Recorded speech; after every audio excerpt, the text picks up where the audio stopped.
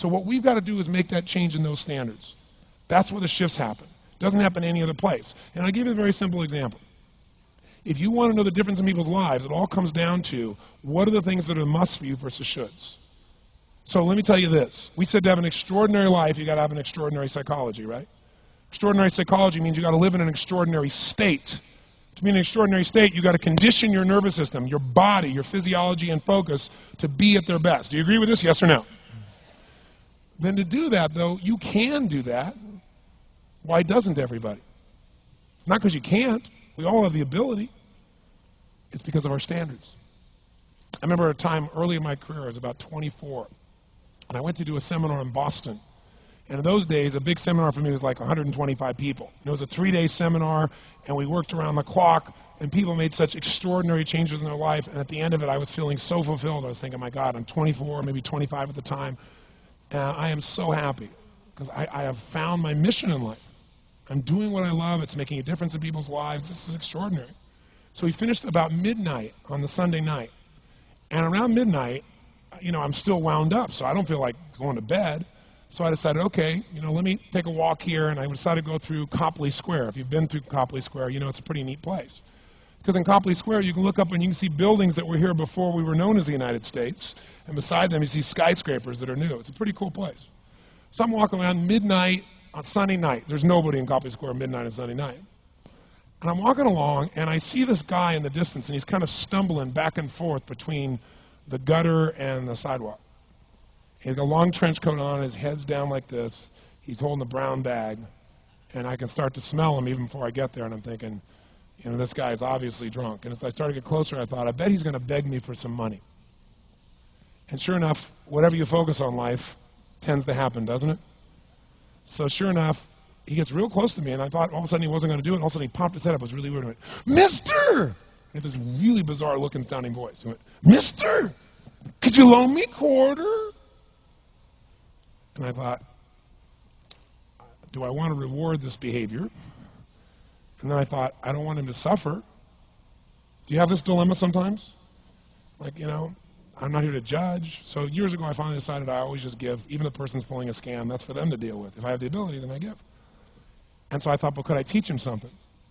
So I asked him a question back. I said, is that all you want is a quarter? Does he go, yeah, just 1 quarter. 1 quarter changed my whole life. 1 quarter. I said, really? He said, yeah, 1 quarter. So I reached in my pocket, and I pulled out my money clip. And in those days, I was, you know, very young, just starting to succeed. And my original mentor was a man named Jim Rohn. I don't know, how many have heard of Jim Rohn? Anybody? Yeah, he's a great guy. And Jim told me, he said, Tony, look, you've come from a poor background. You got a poor psychology. You got to change it. He said, you don't have any money, so pretend you do. He said, start training your brain. Condition it. He said, go save all your money, get $300 bills, and put them on the outside of your money clip, even though you only have $5 in between them. So every time you put it out, you'll see that, you'll feel inspired, you'll feel better. He said, and you'll feel better, you'll do better. So I was like, okay. So I did. So I pulled my money clip, and sure enough, I got $300 bills in. I made sure he saw the bills. So I'm tearing through that, right? Looking in between there, see if I can find some change. But I made sure he saw it. Sure enough, he's looking at the $100 bills, checking it out. I find the quarter, I pull it out, take the money, put it in my pocket. I notice he's watching my hand going into the pocket. I took the quarter, and I looked at him, and I said, sir, life will pay any price you ask of it. And I gave him the quarter. And then something really interesting happened. He took the quarter. He looked at the quarter. He looked at me. He looked at my pocket. He looked back at the quarter, looked at me, looked at my pocket, looked at me again, looked at the quarter, looked at my pocket, looked back at me and said, you're weird. And then he shuffled on off like this, right? And I thought to myself, wow, what's the difference between him and me? I mean, I was 24, 25 at the time, doing what I love most, have my mission in life, and he's in his early 60s, drunk on the street, begging for quarters. What's the difference? And I thought, well, maybe God's blessed me because I'm such a good person. I thought, oh, and he's such a bad person, that's such bull. And I thought, wow, maybe the answer to that question is what I just told him. Life will pay whatever price you ask of it. But you know what's interesting? You got to ask intelligently. In the Bible it says, ask and you shall what? Yeah, pretty good formula. You ought to look into it. But you know what? It says, ask and you shall receive, but I'm sure it meant ask intelligently. I'm sure that's what God meant. I'm sure he didn't mean bitch and you will receive. Whine and you will receive. I don't think that was the instruction. Now, if you were going to ask intelligently, there might be 5 elements of that. Number one, you'd have to ask specifically, wouldn't you?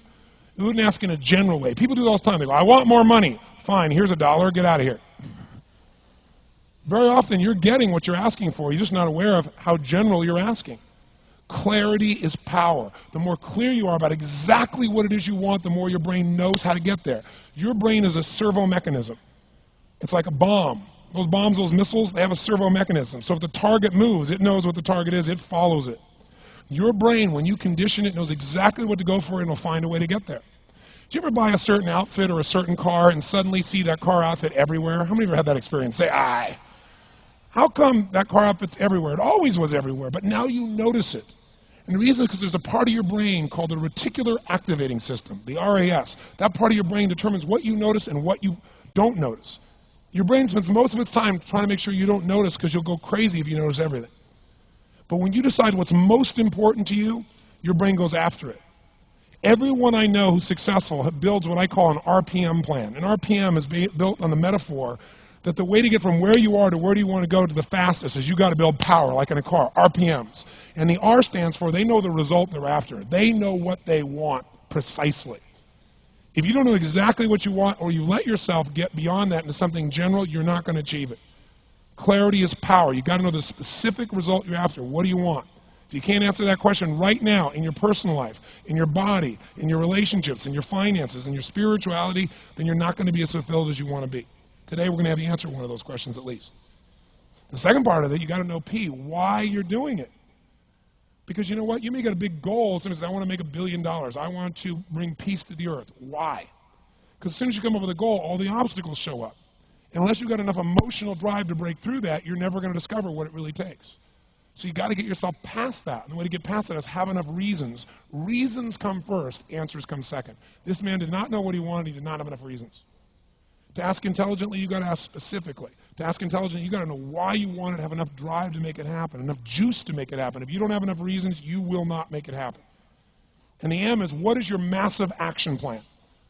What is going to get you to actually fall through? Because the first plan's not going to work and the second plan's going to work, so you better have enough plans that if the first two don't work, you still got something else. Otherwise, you're going to be having excuses why it didn't work. So asking intelligently requires that. So if we're going to be extraordinary in our results, we've got to be in an extraordinary state. We've got to know what we want and we've got to go use it.